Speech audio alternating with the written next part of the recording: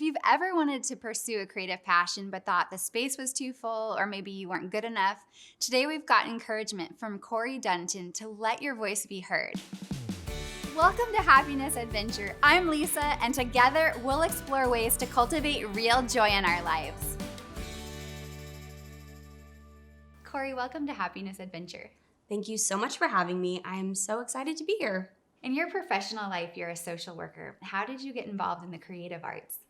I have always been writing. I am the type of person that has 20, 30 journals from when I was a teenager. I had a lot of emotions as a teenage girl, as a lot of us do. So I was writing a lot. And at some point, I wanted to share what I was writing. So I started performing spoken word poetry around the age of 18, 19, and loved it and have just stuck with it ever since. Yeah. What is spoken word poetry?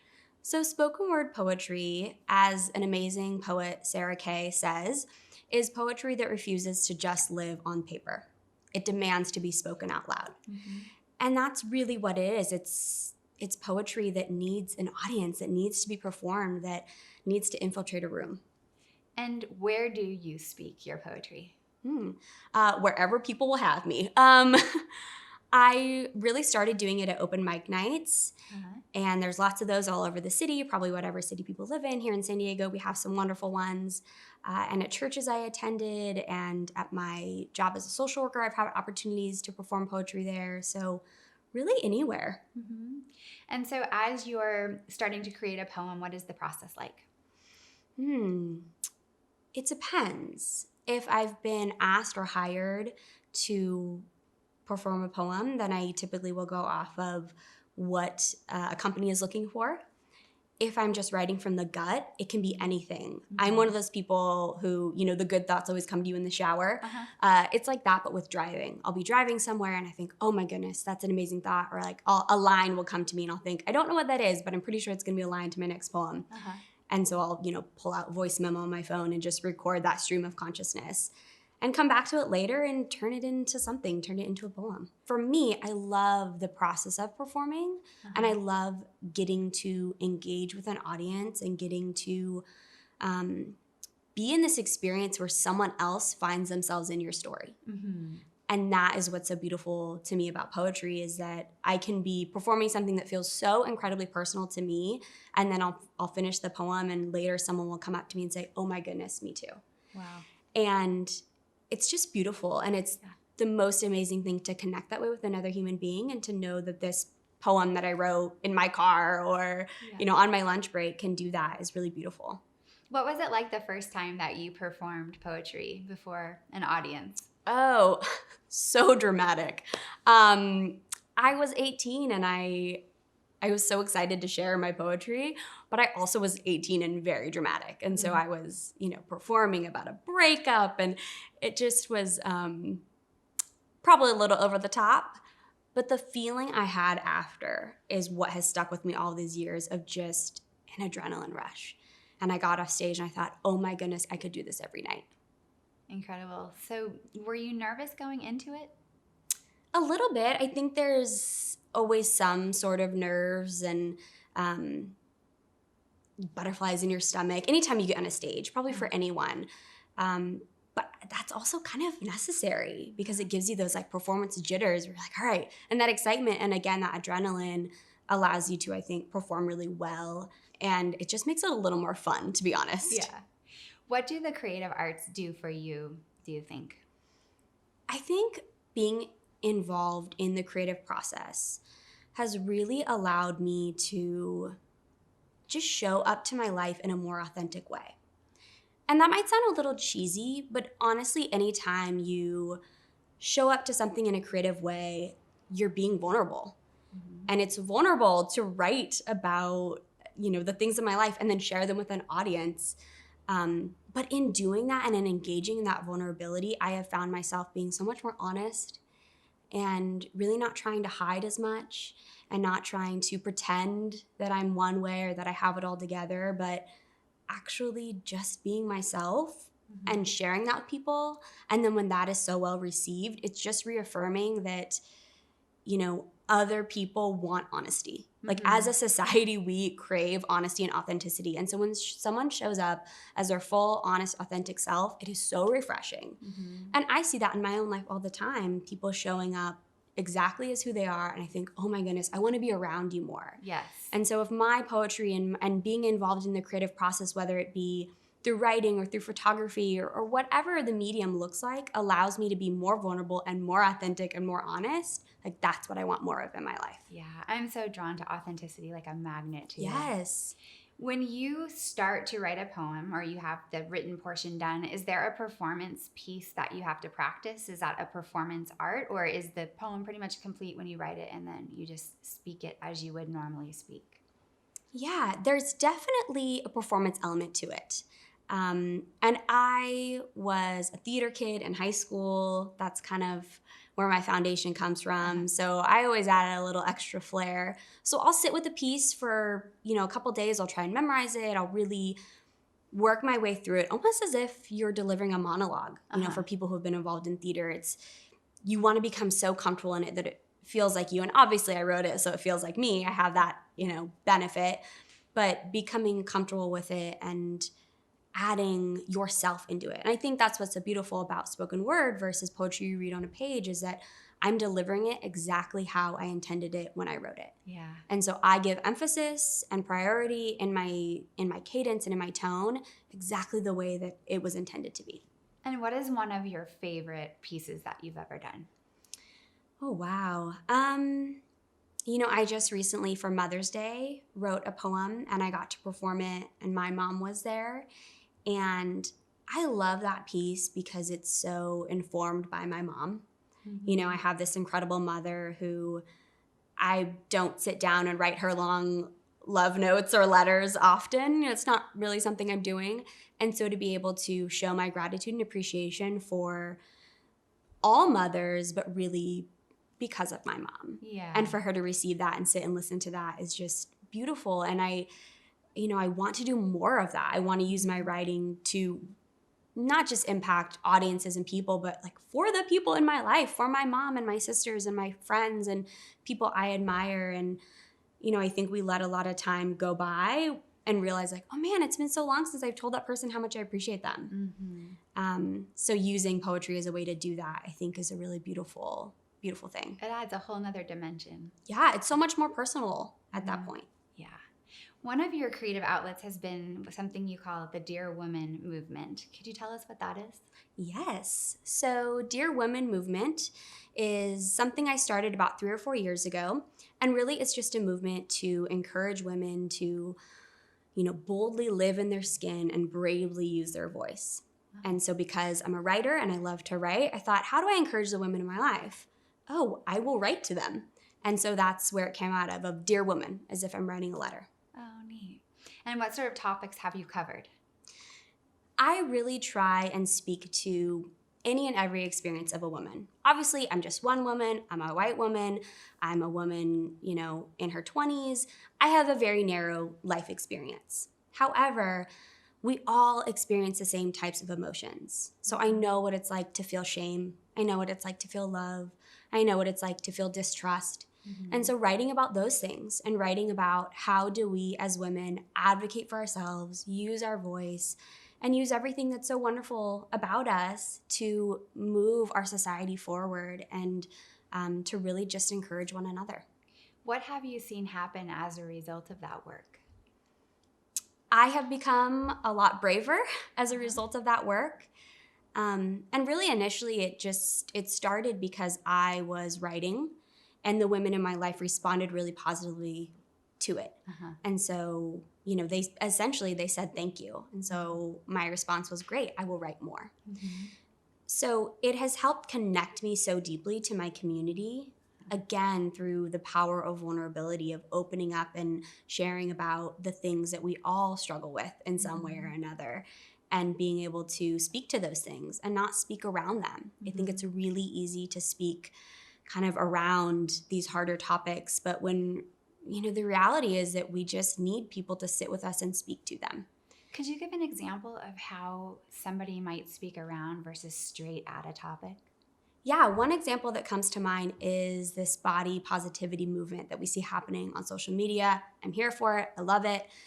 But I think so often, even with the women in our life, we don't talk about our insecurities around our bodies. Mm-hmm. We'll talk about loving our bodies and being body positive, but we actually don't talk about the things we're struggling with or why we're struggling with them. Mm-hmm. And so that was my experience my whole life. You know, I was told to love your body, but no one ever actually talked about the reasons I wouldn't love my body in the first place. Mm-hmm.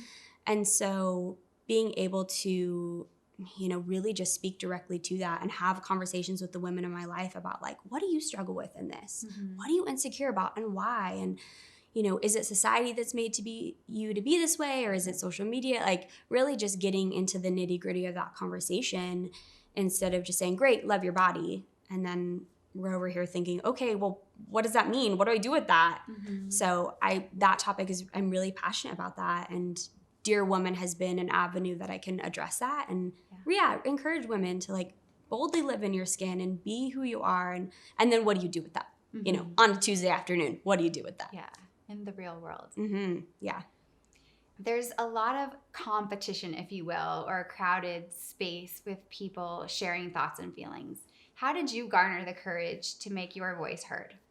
Yeah, you know, you're so right. It's an oversaturated market, I will say, which is great. I want there to be a lot of positivity on the internet and on social media. We need more of it.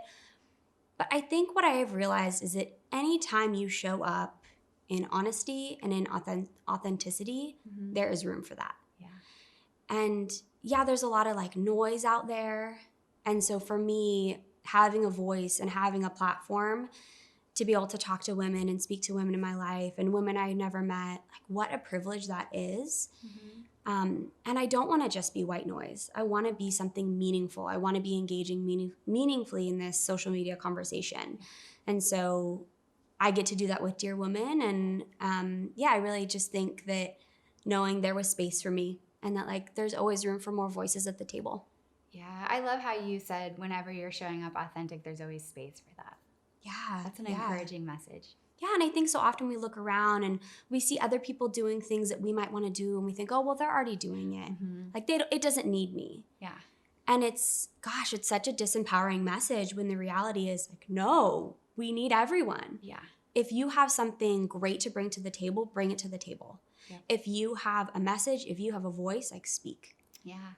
You know, I feel that way with this channel a little bit because there are a million YouTube channels and it's kind of the thought, well, why do we need one more? Mm-hmm. But I think that just having faith that the journey has intrinsic value on its own is helped me to keep going with it. Yes. And then also, I think you've just really encouraged me to continue on the path of trying to be authentic and share. So yeah, and I would absolutely agree with you. You know, we focus so much on the product. uh-huh. Which makes sense, Yes. right? We're a product-driven society. Mm-hmm. But there's so much value and beauty in the process. Mm-hmm.